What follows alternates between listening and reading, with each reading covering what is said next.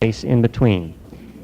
In just a few minutes, when the technician has succeeded in bringing the microphone across to the other room, the speakers and I will migrate across the hall to visit those in the other auditorium for a brief time so that the audience there can see our speakers.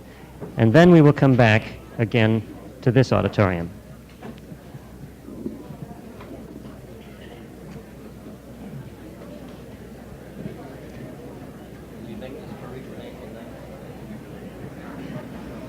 He hasn't got the microphone ready yet. We'll have to talk here first. Is there a picture that we will be able to hear their questions? Yes. Everyone in this auditorium will be able to hear the questions posed in the other auditorium and the answers to those questions. Perhaps we could take a question or so while the technician is busy and ask one or another of our speakers to answer it. First of all, may I ask, would Dr. Kessler or Dr. Wahl care to make a response one to the other or pose a question?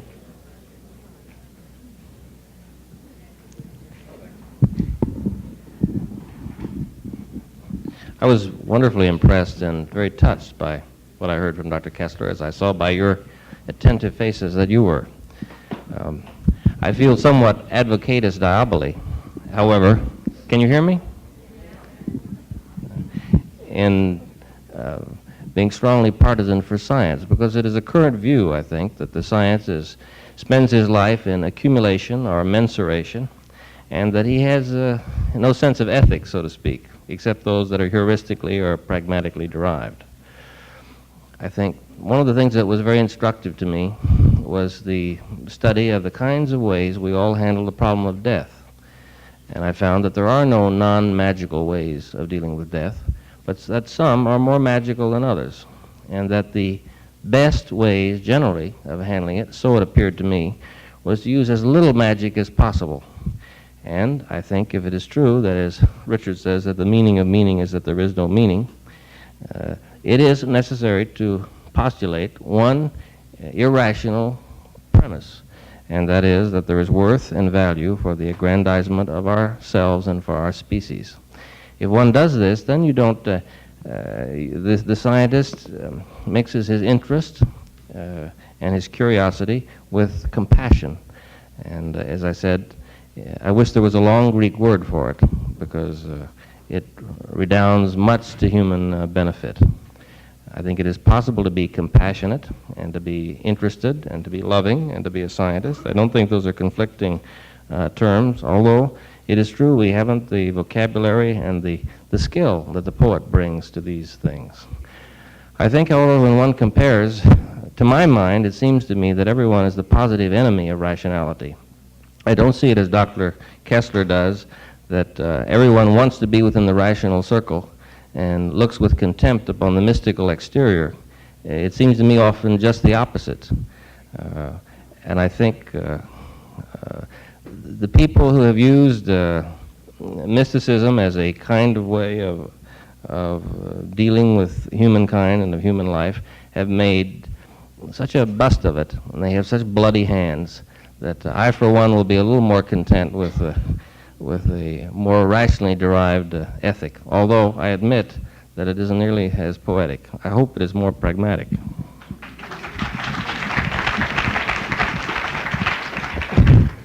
I'm informed that the technician has completed his labors, and now I will ask you in this auditorium to endure a little of what we technically call object hunger until we return.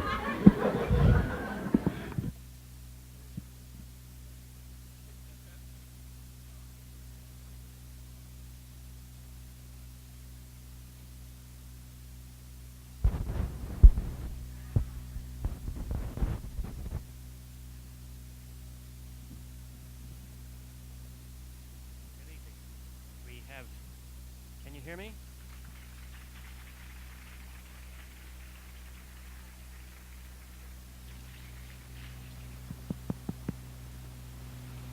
If you can hear me in the other auditorium, we need a little more volume in here.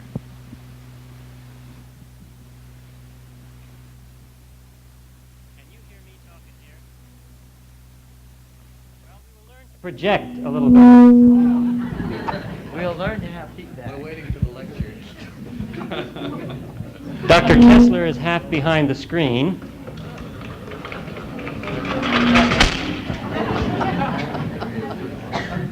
On the campus, you learn how to handle these magical gadgets, which we in the medical center have never developed any expertise with. Dr. Wahl stands ready with his glasses, and your questions will be welcomed now. Who would like to pose the first one? Dr. Carlson. Thank you. Dr. Kessler and I share something in common. Part of our education was at NYU. When I was at NYU, I started out as a biology major, but I was ex officio an English major. And the more coursework I took in biology and organic chemistry and physics, the more depressed I became about the values or the absence of values in the scientific system. And I became an arch enemy of the positivist type of view. When I was in my junior year, this feeling of depression had so pervaded me that I decided that I would become an English major. But fortunately, I spoke to an English teacher whom I very much admired, and he talked me out of it, and I am very grateful that he did. Now, I say this not because I believe there is a gulf between values and science, or that science is void of values, or that the humanities and the science don't talk about the same universe. I think much of this is fictitious reasoning and imagery. I think one of the difficulties I found in listening to your remarks was that your view of science is based on a simplification. And it assumes that the scientist in his creative endeavor uses a very rational and controlled way of thinking, and that the sources from which he receives his ideas and his creativity are part of this scientific method. But this is a fallacy, and virtually every scientist who has worked on a narrow problem of the universe will tell you how the sources of their imagination have very little relation to scientific method. So, for example, if I may choose just one point that you took, the idea of King Tut or the Pharaoh, there are several features about this analogy. First, I agree with you. You would not get another Pharaoh from Pharaoh DNA. What you would get is an identical twin. These occur naturally too. They have a single genetic code script, but each of these twins has his own unique personality. One twin does not recognize the self-consciousness of the other twin. So in this sense, the genetic material of the Pharaoh may be that of a painter or a writer or perhaps an engineer. He could be in any type of field. He may not rise to eminence. And the variability that exists for each human individual exists whether he has the same genetic constitution or not. Secondly, I'd like to give you an idea of how I thought of this necrogenetic concept. It came from the humanities. It came from a book by Gilbert Murray called Euripides and His Age. And in the introduction to this book, Gilbert Murray describes the origin of Greek drama. And in describing this, he mentions the rites of spring. And he talks about the sparagmus, the ancient Greek corn god, who scatters his seeds in winter and is, in a sense, lost to history. But miraculously, during spring, there is an epiphany, a rising again, emerging from the scattered seed that constituted his destruction the previous season. So in a poetic or analogous sense, a scientist may draw types of values. In the types of work that he does, he may project values, but certainly in the development of the scientific concept itself, he requires a certain type of discipline or rigor, which does not mean that he denies or rejects value, but that he must keep these separate for that time during the scientific process. And I was wondering if this type of view of science would have any effect on your somewhat pessimistic view of the world of the future. If indeed values are part of science, values are part of all humans, and the world of the future will continue to have values just as it is having values at present and had in the past.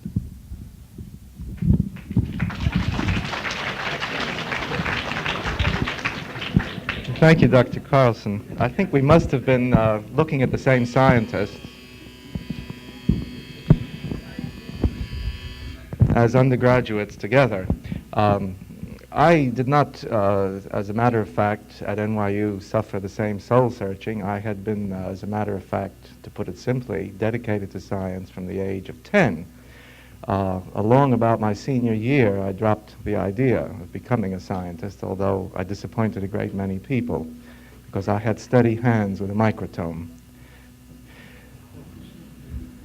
What impresses me about your anxiety concerning my remarks is that you should even think that anything I said conveyed the Mad Comics illustration of the scientist in his white coat who is rational. I think I know something about the processes of creative thought, whether they be scientific or poetic, and certainly not humanistic, because there's very little creative thought in the humanities. My own position begins in this matter somewhere post this whole discussion of what a scientist's inner life is like. I have no idea in my mind that a scientist is like a computer and thinks clearly. He doesn't. We've read too many biographies from the earliest scientists on down to have any idea of a stereotype about science. No, I'm certainly not alluding to that. And I think you should put your fears at rest. In fact, the whole discussion between the scientists and the humanities in the last few years has been childish and banal in the extreme. I wished to indicate that one has to make some sort of a new beginning in this matter, and to suggest, because the thought is not original with me, that to do science today, whether or not the scientist is himself personally engaged in an exciting, poetic act of discovery and creation, is irrelevant to the system of science as it operates in the world. Absolutely and totally irrelevant. What is important is that those who write about science find some way to discuss what values are inherent in what science is creating. This is the real matter at issue. And most scientists, in fact almost all the scientists that I've ever spoken to, which is not so many, surely far fewer than you could call up in an instant for me, would say that no, they are not engaged in discovering values. They may be putting values in their work. To do science means to want to do something for humanity or what have you, for themselves, out of curiosity, to get grants so they can go on with their work. To secure the government against other governments, the government that gives the most grants, I suppose. I'm being sardonic at a very cheap way, but I'm quite sure that no scientist today worth his salt, if America stopped giving a penny, would hesitate to migrate somewhere else where the money was coming from in order to do his work, because, as Dr. Wahl suggested, the good scientist is looking forward to an identification with the values of the total human species. Now, all I was asking was, are there values for the total human species? If so, what? And Dr. Wahl, for instance, asked about treating death as non-magically as possible. We are at the beginning of our thought, because modern humanistic thought of the most interesting to me sort has begun with the fact of death, the death of value. We don't have to speak of the death of God, because the Americans discovered it 100 years after the Europeans did. And it's making a big furor on the campus, but that's cultural lag. That's an old story. We went through that 100 years ago. Good Lord, it's an eon ago, it's an ice age ago that God seems to have died in that respect. The real issue, it seems to me, is to look at the world, and I'm not an existentialist, but this seems to be one of the interesting statements about the world, as one in which any value that we can have is posited by men. And the real question is, on what basis does any man, scientist or humanist or doctor, begin to base a value? The scientist, too often, I think, and I'm not blaming him, bases it merely on the value of his work. The value of his work per se, over which, and indeed none of us can have control. I may make up a phrase that will convince 1 million people to drink Pepsi Cola unwittingly. You say that would be a terrible thing. I wouldn't take the blame for it. Perhaps I wouldn't make up the phrase. I would have some choice. You see what I'm getting at? We can begin at some other level than the division between what the scientist and the humanist or any man does. We must begin at the level of what is science doing by way of values. And science per se has no values as far as humanity goes. I can see none, and I've never heard any from scientists. None at all. Next question. I can't believe you're all stunned into silence. Somehow the questions that Dr. Kessler has proposed remind me of the answer to a question on one of the examinations I recently gave to some medical students.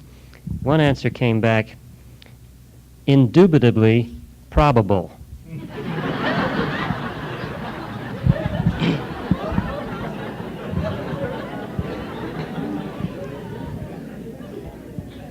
Dr. Wahl concluded his last remarks about bloody hands and people of the past, equating it with mysticism, and people who were involved in mystic theology or theorizing. Is this correct? Yes. Now, I take this point as an irrational statement, even though you're trying to, propound the rationality. For an example, I've had a great deal of scientific background too. Now, in my work, in the last 15 years, I want you to hear this, Dr. Wahl, so I'm waiting. Yes. In my last 15 years of research, which has gone over into parapsychology as a biologist, I have verified telepathy. Now, here's a phenomena that the scientific world does not accept yet. It's in the realm of metaphysics. I'm just bringing up the possibility of an irrational statement still laying within rationality in the future. So the fact that you want control by complete rationality is irrational in itself. See, and I side with Dr. Kessler with what he called the bias, which was known as the vitalistic theory in the past, that there was some essence in life. And in all my reasoning, I honestly feel that man has reached a stage where he can replace the dogma of the teleological aspects of the past and come through with a new reasoning to give man a greater meaning in life, not, like you say, the worth within a species itself, but a transcendental one within the universe. But to block it the way you do would block all the kids in high school and all the youth from opening up with the possibility of achievement. And I can't quote Einstein directly, but many of the time he talked about the great mystery and the meaning in the order in the universe. The genius of the man left the meaning far beyond the immediacy of the now into a transcendental reasoning into the universe. And we should feel morally obligated to the youth who are coming up for future generations not to close the issue with rationality and the dogma of positivistic thinking, but keep the door open, because my work through 25 years of university training has shown me that that door is open. So therefore, I myself consider myself a mystic, and I don't feel I have bloody hands, and I think it gives me an essence of warmth and love, but still greater than the immediacy of the now.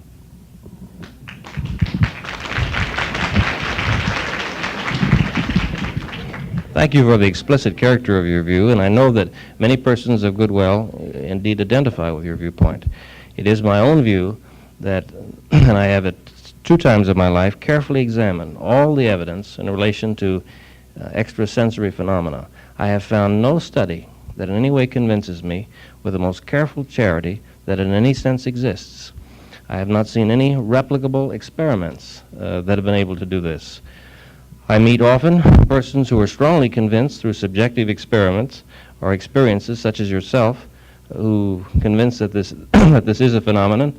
And I wish you well in your researches, and we shall one day know the answer. We have time for one more question on this side of the Great Divide. I would like to ask both of you whether the only alternative to rationality would then be the introduction of a teleology, of the fact that you will have a purpose. The trouble is that if we throw away rationality, who chooses the purpose?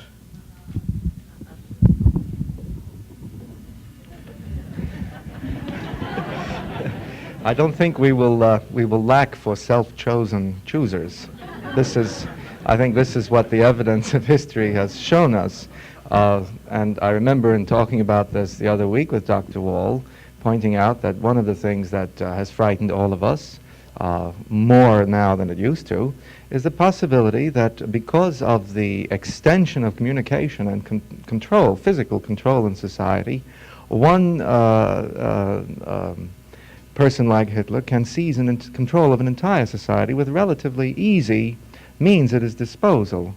Of course, there are in some societies safeguards, but one can easily imagine, and it has happened before, it happened in other societies which were set up for it, but I'm wondering whether or not in the future society will be increasingly set up for this manipulation. Now, insofar as teleology is concerned, no one chooses a philosophy, no one chooses a purpose. We're talking about intellectual discourse. No one chooses to be Plato, to be Aristotle, to be Socrates, to be St. Thomas, to be Albert Einstein. They just happen to be that, and they may come up with something which, by way of not dogma and not doctrine, but merely of philosophical doctrine that can be discussed and that seems to hold open the possibilities of some rational thought about the nature of our existence. But no one chooses teleology. Teleology is a doctrine of ends. It has to do with physics and biology. It's not Nazism, you know. It's a decent, respectable intellectual pastime. Because of the lateness of the evening, I won't speak further to this point. Thank you for your question. We will ask you now in this auditorium once again to endure the deprivation in which you have become so experienced and so expert. And we will retreat again to the opposite auditorium from whence you will hear the voices of the speakers.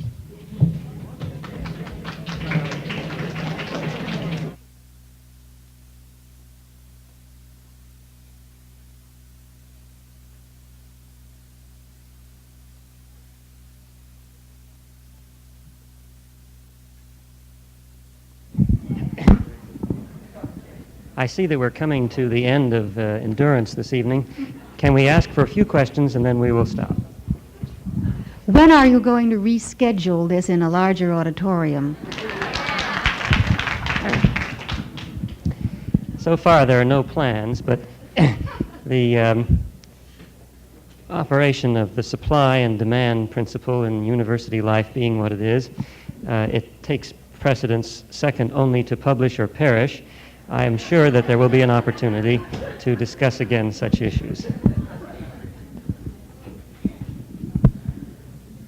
I have difficulty understanding in my mind whether the two speakers have exactly or sufficiently close idea of rationality when they use the word.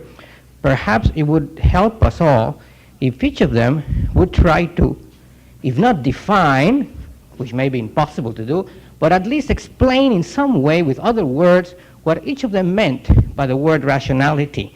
It certainly would help many of us.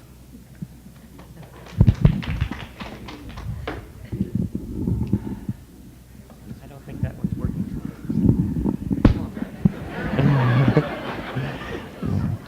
You observed a certain natural reluctance on both our parts to be so specific. I remember once my residents and I spent 3 hours in discussing this very thing. We weren't altogether content with our formulations, and due to the lateness of the evening and my innate stupidity, I really would let Yasha tell us what rationality is. Could we go in the other room? I'll tell you what I had in mind in about 40 sentences, okay? This would be a brief rundown, and I think actually the best place is an encyclopedia, an ordinary encyclopedia. But for the ancient world, the rational animal, let's say of Aristotle, was that animal which fit the human animal, which happened to be the rational animal. Mankind was seen, or men were seen, as animals that fit naturally into an order of nature, which was seen as a whole, including the outermost spheres of the stars, the plants, the weather, the clouds, insects, and so forth. Insofar as man belonged to that natural order, was born and developed and died and decayed, he was considered the rational animal.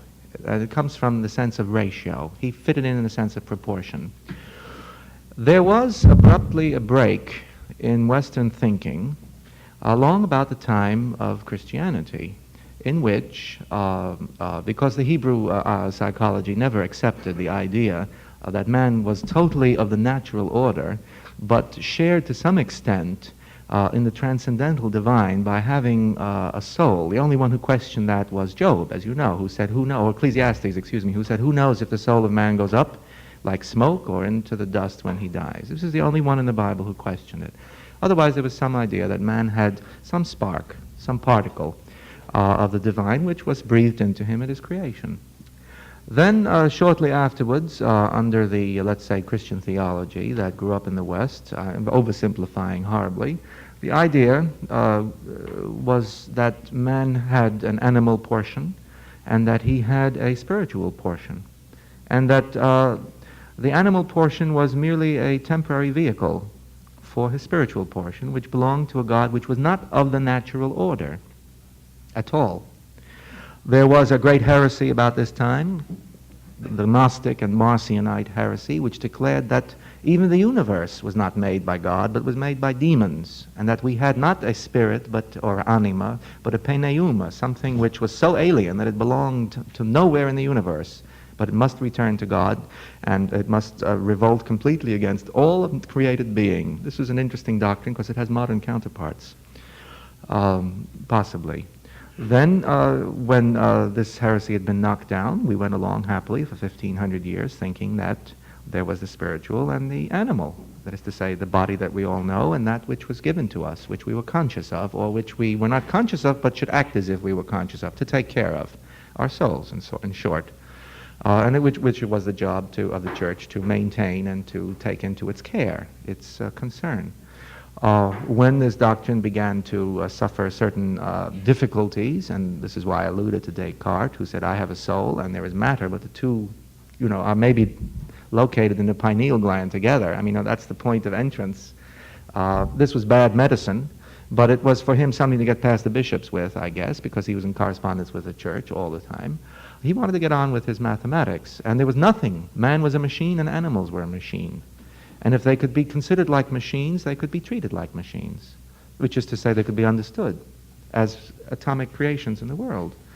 After another 200 years, let's say with the rise of the zoological sciences and along with Darwin, we began to get into further difficulties because we see that there is some connection between our consciousness and the body that was always treated as a merely physical thing. Now, no one has really been able, so far as I know, and I don't know very much, but philosophically to come up with a doctrine which would justify consciousness or explain it. Its relation to our soul. I gave away a lot when I said to the doctor that he was a doctor of psychosomatic medicine, which meant the body and the soul were the same thing, or the body and the mind, or the body and the consciousness. But that doesn't mean I understand what it means to say that. And I'm certainly not sure, although I'm speaking for you, that even a doctor of psychosomatic medicine knows what is meant by saying the body and except practically and efficaciously, are one. To assume that they can be understood is part of the art of medicine. This is all I meant by rationality. We have lost that concept. The soul is no longer rational. It may not exist. Okay. It doesn't completely fill it because I've left out the whole problem of what we think of it today. But that's what I said. We don't know what it is. I don't. As a fellow psychiatrist, I take the privilege of the moderator at the moment to point out that though Dr. Wahl is tired after this long evening, he does know what the soul is. I know that he knows. May I ask you to come down a little closer? I'd like to draw a distinction between being afraid of a house cat and being afraid of a tiger. Dr. Wahl, if a man's afraid of getting into an elevator, and because of this you call him neurotic, you may be justified because you call him neurotic because he's afraid of something which is actually presenting very little danger. But if a man is afraid of a real danger, if the man is dying of malnutrition or starving, if he's being suppressed, and if his suppressors haven't offered to help him out by evolutionary means, or if they've promised but haven't carried out their promises, and if because of this the man decides to use revolution as a means to help him out of his problems, I don't think that you're justified in calling him neurotic. To do so seems less a scientific classification than a smear. Could you justify that? Yes, if I may, I will speak to that. You must remember that neurotic, as you use it, is a pejorative word. It is a descriptive one as we use it. It doesn't connote, in my mind, anything bad or wrong, but it does connote inefficiency, and it also connotes someone whose actions, their ostensible actions, they feel are more rational and more directed than a deep inner study would prompt them to be. I think one sees this often in the effects that begin from good revolutionary ends. You know, Arthur Kessler speaks of this at Darkness at Noon, that behind every person who functions in excess, you find a baffled Puritan. And behind every, quote, you know, the theologians, behind every sin, or every enormous sinner lies a frustrated saint. And in essence, I think one sees this constantly, who, through overextension of what are, in the beginning, good ends, is a massive aggrandizement against the welfare and the wishes of others. And this is indeed one of the great problems of life, how one changes societal norms and people quickly enough without killing them off if they don't seem to be doing the things which are right and proper. It's a very complicated philosophical and personal question, and I by no means dismiss it, the whole problem, or the answer either, as simply as to saying people who do this are crazy and sick, even if that were so. And if you listen carefully, I didn't say that. That is hardly a solution, and it's hardly understanding, you know, why they're crazy and sick.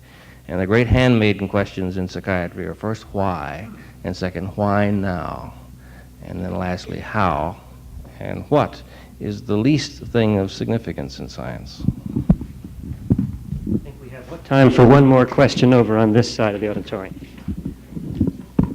I was quite interested in Dr. Gorney's comment about the extrasensory perception, and I wondered about the apparent conflict between the two doctors on the subject of extrasensory perception. Duke University, I believe, have made some sort of a study which is not quite conclusive, and in Dr. or Edgar Casey's history by Thomas Sugra, I believe, brought out Edgar Casey's life as a mystic. Is there any rational or true meaning to the word mystic as far as the average person's concept could be concerned? Should we pursue that there is a possibility of a mystical meaning as to the power of the mind or conveying thoughts or to extrasensory perception, as the books which I have read seem to indicate? First of all, may I say that it was not I that expressed the opinion about extrasensory perception. Right. We were not even genetic copies of one another. But there is a possibility that there was a vocal identity. In view of the fact that you made that fortuitous error, after calling upon Dr. Wahl and Dr. Kessler to answer your question, I'll take the prerogative of telling you just a few sentences of what I do think about that.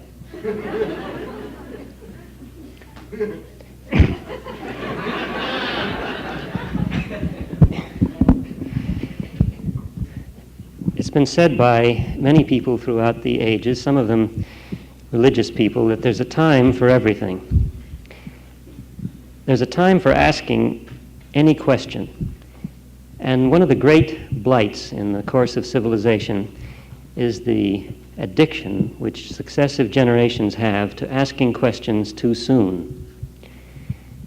An illustration of this can be drawn from the history of alchemy. You'll remember that generations of alchemists spent their lives in dank caves, mixing leopard's blood with powdered butterfly wings in the attempt to transmute lead into gold. 1,500 years of this kind of nonsense went by. And then in 1940, a cyclotron was developed at Berkeley, which, lo and behold, managed to transmute lead into gold. It did so because other individuals who were not trying by mystical means to achieve their objectives decided rationally to study the universe bit by bit. And they didn't ask this ultimate question, how can I transmute lead into gold? They asked, what is the nature of matter? What is the nature of reality, which I can fathom and the understanding of which I can advance at my point in history? It came at a time when it was no longer of great importance to transmute lead into gold, that it was finally accomplished. Now, perhaps we can answer ultimate questions, including those that are referred to as transcendental, if we get about the business of studying the intermediate phases of knowledge, which must be mastered prior to approaching the transcendental. I think, along with Dr. Wahl, that there has not been any convincing, replicable evidence made available at the present time that confirms the presence of extrasensory perception or spirituality past the grave or the infinite power of the Almighty. But I am not prepared religiously to refuse to consider the possibility that someday, after some intermediate researches have been performed, such questions may be capable of being answered. Maybe one day it'll be possible to look into Einstein's universe and answer Einstein's question. But it won't be accomplished by mixing leopard's blood and powdered butterfly wings.